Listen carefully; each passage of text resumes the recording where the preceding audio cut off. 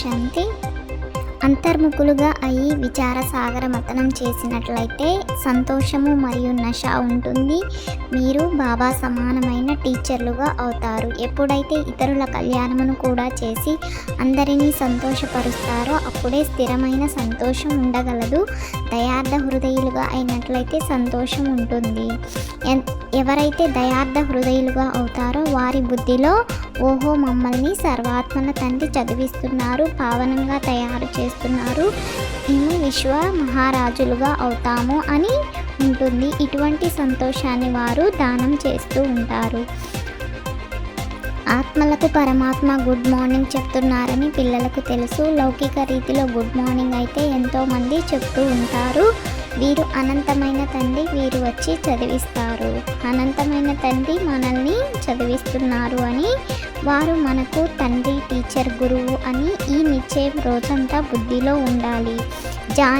జాననహార్ అన్నీ తెలిసినవారు అనగా వారికి వృక్షం యొక్క ఆది మధ్యాంతాల రహస్యం తెలుసు.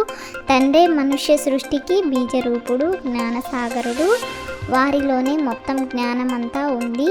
వారే వచ్చి పిల్లలను చదివిస్తారు. అనంతమైన తండ్రి స్వయమే వచ్చి పరిచయాన్ని ఇస్తారు మరియు సృష్టి ఆది మధ్యాంతాల జ్ఞానాన్ని కూడా ఇస్తారు. వారు రావడంతోనే శాంతి స్థాపన అవుతుంది అని కూడా భావిస్తారు. ఆత్మిక తండ్రి జ్ఞానసాగరుడు, ఆత్మ బాబా అని అంటుంది. పిల్లలు కూడా అన్ని విషయాలను బుద్ధిలో బాగా ధారణ చేస్తారు.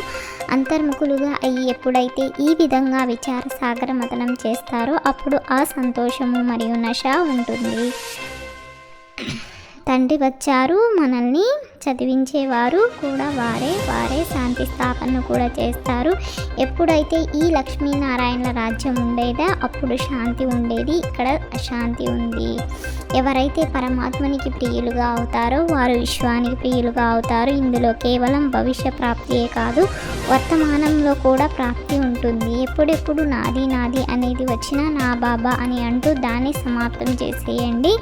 అనేక నాది అనే వాటిని ఒక్క నా బాబాలో కలిపేయండి. తండ్రి ఒక్కరే, ఆత్మలు ఎంతమంది ఉన్నారు? ఇది ఎంత అద్భుతమైన ఆట. బాబా సర్వ ఆత్మలకు తండ్రి, వారే మనల్ని చదివిస్తున్నారు. మరి ఎంతటి సంతోషం ఉండాలి. తండ్రి గురించి తెలియని కారణంగా ఎంత దుఃఖితులుగా అయిపోయారు. ఇప్పుడు తండ్రి మిమ్మల్ని దైవీ సంప్రదాయాలుగా తయారు చేస్తారు. మీరు శాంతిధామంలోకి వెళ్ళి మళ్ళీ సుఖధామంలోకి వస్తారు. తండ్రి అంటారు, నన్ను స్మృతి చేయడం ద్వారా మీ వికర్మలు వినాశనం అవుతాయి. అయినా కానీ మర్చిపోతారు. అరే, ఇటువంటి తండ్రి ఎవరైతే మిమ్మల్ని విశ్వాధిపతులుగా తయారు చేస్తున్నారో వారిని మీరు ఎందుకు మర్చిపోతున్నారు? మాయా తుఫాన్లు వస్తాయి, అయినా కానీ మీరు ప్రయత్నిస్తూ ఉండండి. తండ్రిని స్మృతి చేసినట్లయితే వారసత్వం లభిస్తుంది. స్వర్గవాసులైన దేవతలుగానైతే అందరూ అవుతారు, కానీ శిక్షలు అనుభవించి ఆ తరువాత అవుతారు. దాని వలన పదవి కూడా చాలా తగ్గిపోతుంది. ఎప్పటి వరకైతే నేను ఉంటానో వినాశన సమయం రాదు, మరియు ఎప్పటి వరకైతే సర్వస్వము ఈ జ్ఞానం యజ్ఞంలో స్వాహ అవ్వదో అప్పటి వరకు ఈ చదువు నడుస్తూనే ఉంటుంది. పిల్లలు ఒక తండ్రినే స్మృతి చేయాలి. సర్వస్వాన్ని తండ్రికి ఇచ్చేసినట్లయితే తప్పకుండా ఒక తండ్రియే గుర్తుకు వస్తారు. పిల్లలైన మీరు ఎంతగానో స్మృతి చేయవచ్చు, కానీ ఎవరి తలపైన అయితే బాధ్యత ఉంటుందో వారు బంధనాలలో ఉన్నవారి సమాచారాలు ఎన్ని వస్తూ ఉంటాయి.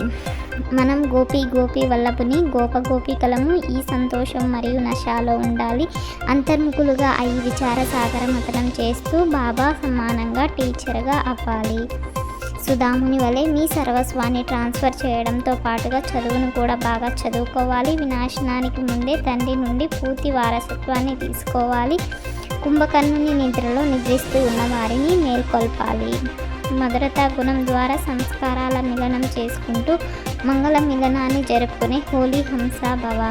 విదేహీ స్థితిని అభ్యాసం చేయండి. ఈ అభ్యాసమే అకస్మాత్తుగా వచ్చే పేపర్లలో పాస్ చేయిస్తుంది. ఓం శాంతి. ఈ 21 పాయింట్లను 21 జన్మల కోసం ధారణ చేసి, లైక్ చేసి, షేర్ చేసి తప్పకుండా సబ్స్క్రైబ్ చేయండి.